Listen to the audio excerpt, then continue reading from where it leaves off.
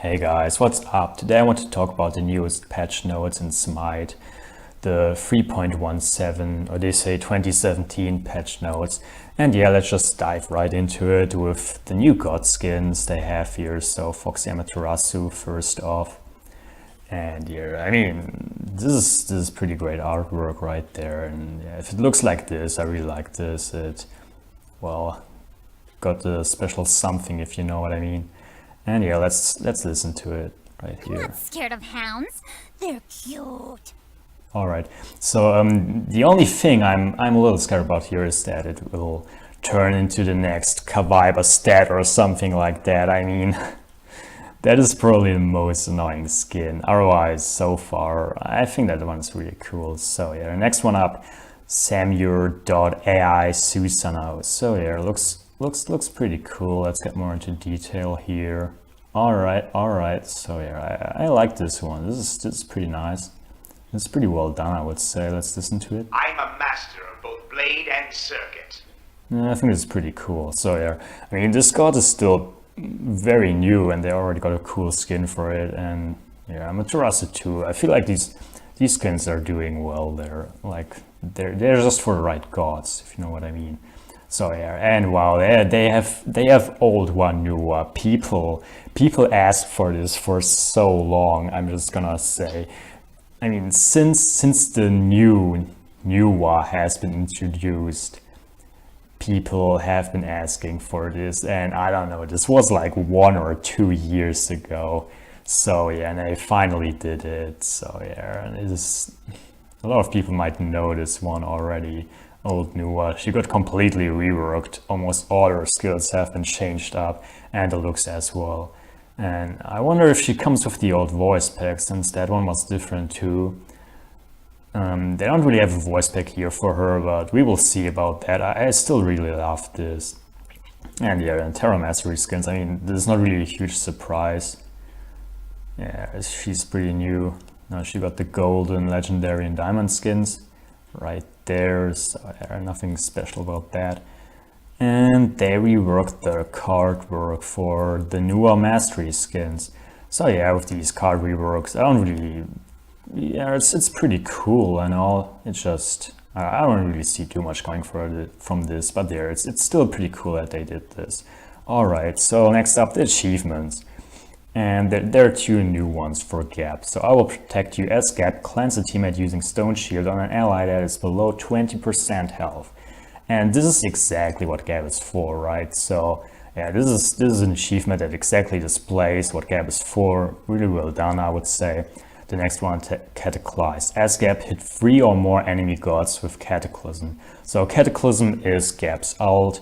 And yeah, once again, this is exactly how you should play Gap. So yeah, very well done. I feel like I think everyone should get these if they play Gap a little bit.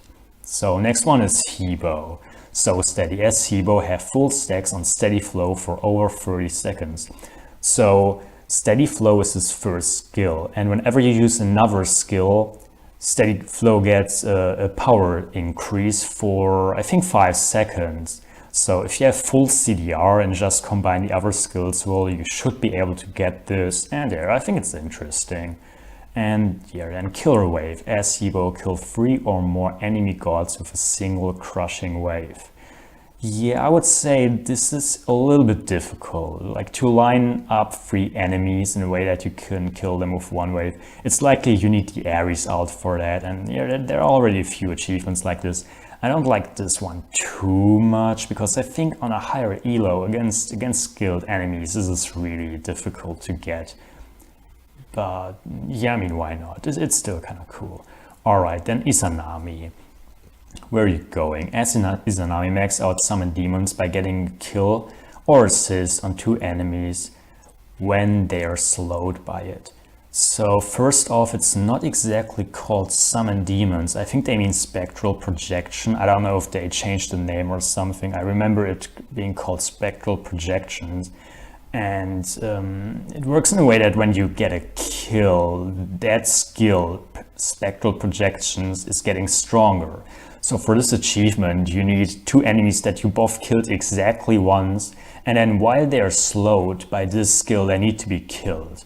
So, I mean, this lineup is a little bit complicated in my eyes. It's still interesting, like, why not? I feel like there should be achievements like this. And then devs call as Izanami, kill an enemy god while at or below 25% health. I mean, yeah, Izanami should be played a little bit like an assassin, and you will just eventually get a kill at low health, right? So, yeah. Nothing really too special about this. So yeah, let's get to something really interesting here. The Odyssey 2017. The Odyssey is back. Embark on a journey that will last until the Smite World Championship at 2017 Hi-Res Expo. Every 2 weeks, we will be releasing new content for direct purchase that will grant Odyssey points, which in turn will allow you to unlock even more content. Purchasing content, however, is not the only way to get Odyssey points. Each week there will be 7 quests to complete that will reward you with even more Odyssey points. So yeah, this is really, like, I love the last Odyssey, the 2015 Odyssey, where they pretty much introduced treasure chests for the first time, and the 2016 Odyssey was pretty great too.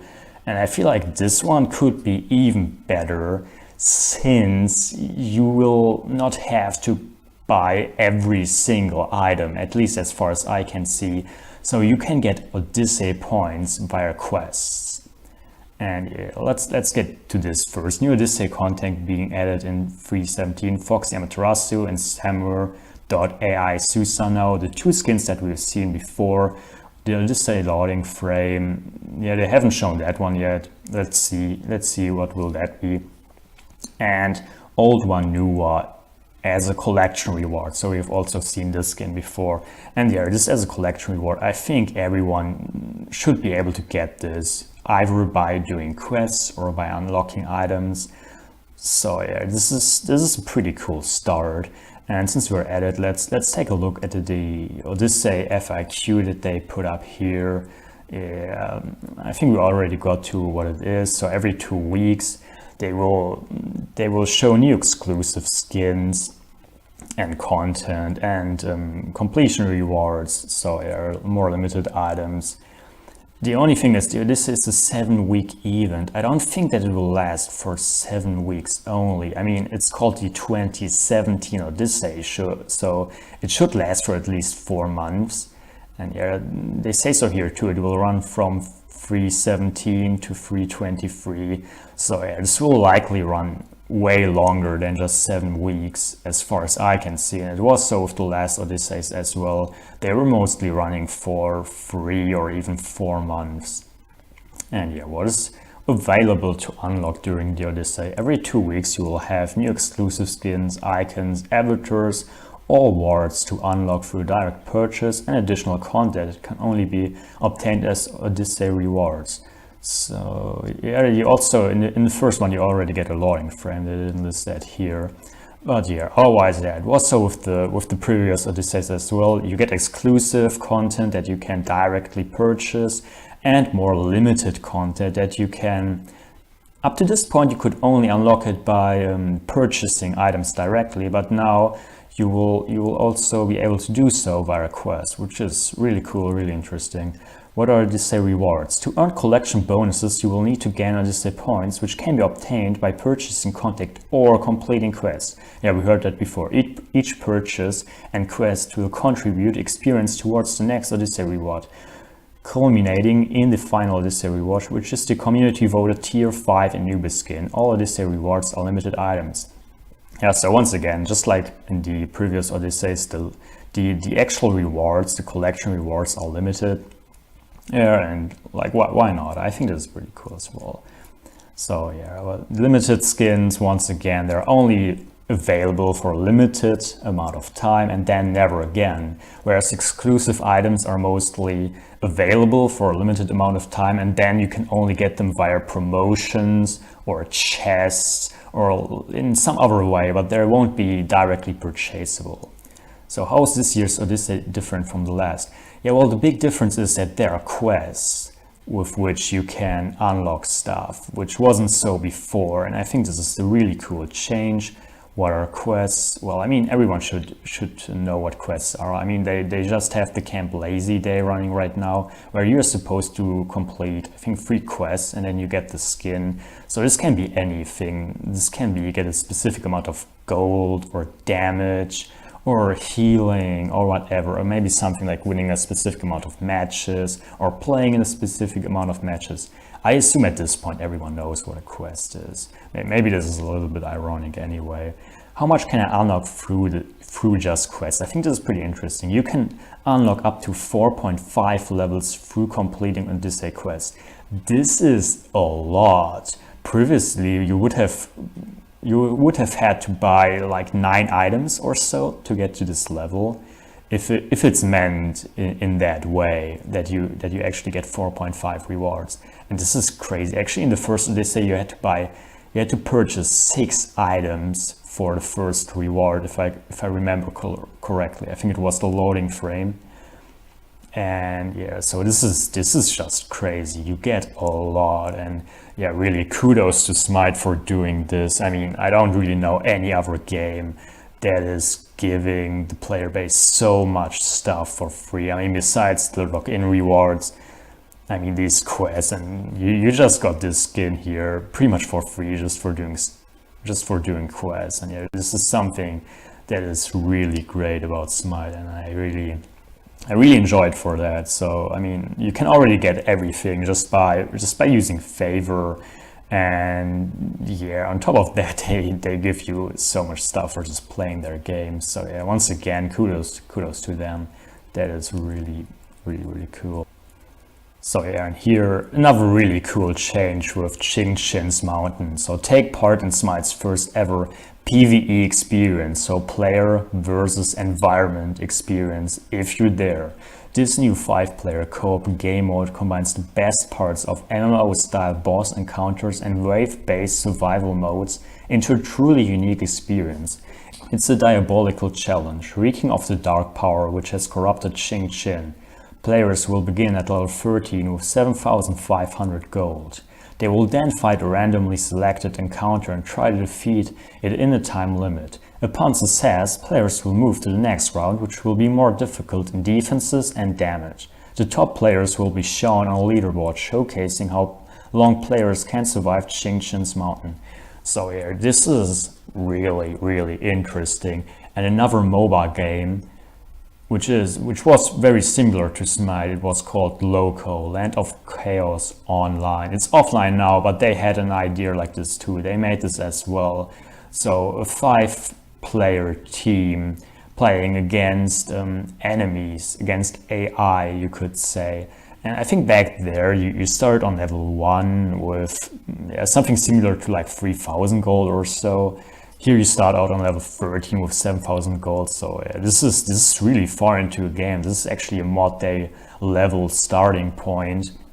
But yeah, I think this is really interesting, and really on almost every feedback form that they had on Reddit and on the forums, I always told them, since I knew something like this from Loco, from Land of Chaos Online, and I thought it was so cool there, it was so amazing. And the thing is, like, Loco is offline now, and they didn't really do that much of a great job with their entire game. But I mean, Smite, I think they will be able to make this really great. And just with the last game mode they added with Clash, you could already see that they put a lot of effort into this, and I'm really looking forward to this. Like a survival style co-op mode is something I feel like, yeah, they did not necessarily need it, but I think this will be a really great asset to the game. And yeah, I'm really looking forward to it, and I hope it will live up to my expectations. I think it will. I think this will be really cool. Maybe my new favorite mode, but yeah, we will see about that. So miscellaneous. Switchblade now properly applies its slow to targets afflicted by Frostbound Hammer instead of being overwritten by Frostbound Hammer. So yeah, which means that they're speaking about an attack speed slow. Witchblade has an attack speed slow aura, and Frostbound also has an attack speed slow upon hitting an enemy with a basic attack. And just kudos for them to finding out about this. I mean, who's in the midst of a team fight and checks if they're not only have their attack speed slowed by Frostbound Hammer, but by Witchblade as well. So just to find out about something like this is just great work, I would say. Really well done. So yeah, item changes, the Angel. I think they recently changed this item to have an aura like that. So yeah, every 60 seconds you will release a shockwave that silences all enemies that are around, and they increase the area from 20 to 30. Not really a huge change there. It's just, yeah, I think this is good. I haven't really seen Angel around that much, so yeah, I think this was probably necessary. Just a slight nerf right there. Celestial Legion Helm. So they're saying that this is compared to other physical defense items, that this wasn't really purchased that much, and yeah, this is true. I haven't really seen it online that much, but yeah, at this point it actually provides you with 60 magical power and 90 physical protections. So yeah, and that for 2,300 gold. I think this item might become more popular now. Like this could really go online just due to all that power. 60 magic power and 90 physical protections. This is really strong, and this is something almost everyone could pick up, like a mage and guardian as well. So yeah, I think let's see how this will work out. I think this will come pretty strong. So yeah, Ninja Tabi added 100 mana to it and increased the attack speed. Yeah, I think it's just I have only seen Warrior Tabi on hunters, on warriors, on assassins. It was always Warrior Tabi. Almost no one bought Ninja Tabi as far as I could see. So yeah, I think this was needed. This will probably lead it into a better direction. So yeah, well done there as well. And reinforced shoes and reinforced greaves. Yeah, I haven't really seen much play on those either. It was really rare when there was maybe a huge amount of CC where you could get them.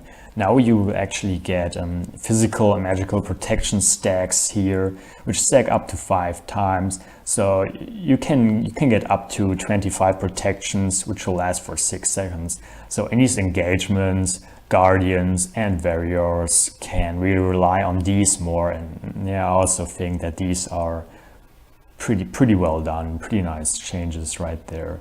To just get these shoes and boots online, they are not really used that much. So Runeforged Hammer. Here also increased aura effect radius from 20 to 30, just like the Ansel.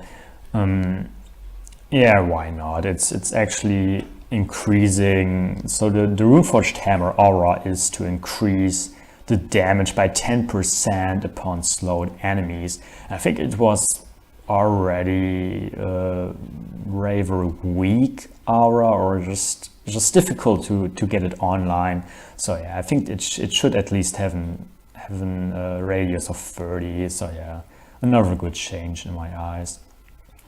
Shoes of Focus has the magical power increased from 30 to 40, and this is also a thing. I think the Shoes of the Magi were just way stronger with penetration and more power. I think the only real reason to get Shoes of Focus was the mana in the beginning, and yeah, the cooldown reduction, maybe not even that much. I mean, 10% just like that doesn't really do too much for you.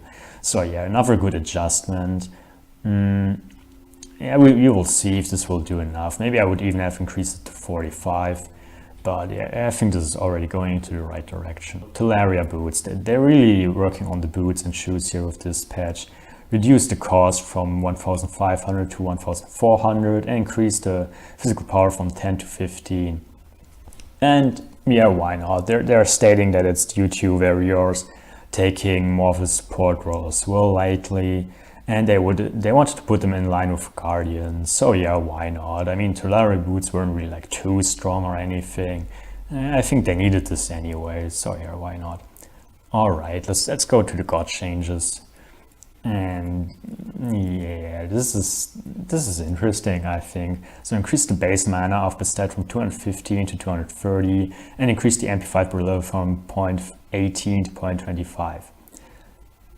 And meanwhile, also decrease the mana cost of pounds by 10 on every level, pretty much. And they also changed up Razor Whip from increased the flat damage by 5 on every single level, but also decreased the scaling by 5%. And what they wanted to do here is make the stat stronger for the early game, to just be around a little longer, to use more skills. And yeah, I saw this issue. Bastet was crazy on the mana consumption, especially early game. And yeah, they said they wanted to put Bastet a little bit more into the early and mid game. And yeah, it comes with a slight late game nerf. But yeah, this nerf, I mean, you have still a flat increase and just a scaling decrease. So at something like 150 physical power or so, you will start to feel a slight nerf, but this is overall still a good buff for the stat in my eyes. It's just like late game, she will be a little bit weaker, but that's pretty much it. Izanami, yeah, of course they will do something about her. She has just been introduced, so they increased the stealth by 1 second on every single rank here. And they also make her ult a little bit stronger in the late game, having a flat increase of 40 damage on the highest rank, and also increasing the scaling by 10%. And I will just say I haven't really seen her being around that much just yet. It's just an interesting character, being an assassin-like hunter. They did so a little bit with Medusa and Skadi before in my eyes, with Izanami even more now. And yeah, I think she's becoming an interesting character just due to this. Alright, Nemesis. Not really a huge change here. They increased the cooldown of her ult from 70 seconds at all ranks towards 90, 85, 80, 75 and 70 seconds. So yeah, a very slight early game nerf, but they also said so. They buffed her in the past, and yeah, why not? I mean, the ultimate is still really strong, and that it's ending up at 70 seconds is still pretty strong, so why not? I don't think that this will destroy her or anything. So probably just put her more online, and that's it. So yeah, Nox now has a new taunt animation. Well, nothing really to talk about there. Why not add something? Yeah. And yeah, this is actually pretty interesting too. So the new Clay Soldier's AI has been upgraded, and the minions will now prioritize enemy gods that are damaging Nuwa. And otherwise they will pretty much just attack any god that is around. And yeah, this is a really good change, and I think this was necessary in my eyes. The Clay Soldiers were running around pretty confused in my eyes. You really couldn't tell what they were doing. They were sometimes running to one god, and then they were running to another god, and then back to the first god again. And it was sometimes really difficult to just hit them. So yeah, it comes with a slight nerf on the protection shredding, but I think overall this should still be a buff to her. And yeah, I think with the new skin for her, this is pretty good lineup for new Poseidon. Poseidon actually gets buffed quite a bit, so it doesn't really seem that much, but the movement speed increases from 10 to 15%. This is already quite a bit, giving him more mobility and such. But another thing is that with the trident you can now fire immediately. You don't have to wait for the animation anymore, and this can likely give you 1 or 2 more basic attacks.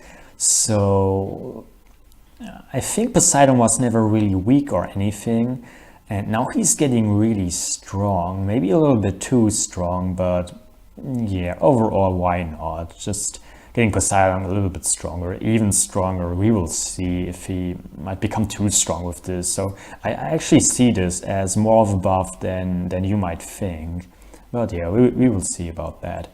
So yeah, Ravenna, they talk about this. He has insane sustain. I mean, in the team fight, you see him having as much sustain as Huruk, I would say. So they increased the cooldown on Prana Onslaught by 1 second, and they decreased the heal from 10 hand Shadow Fist by 5 on each rank.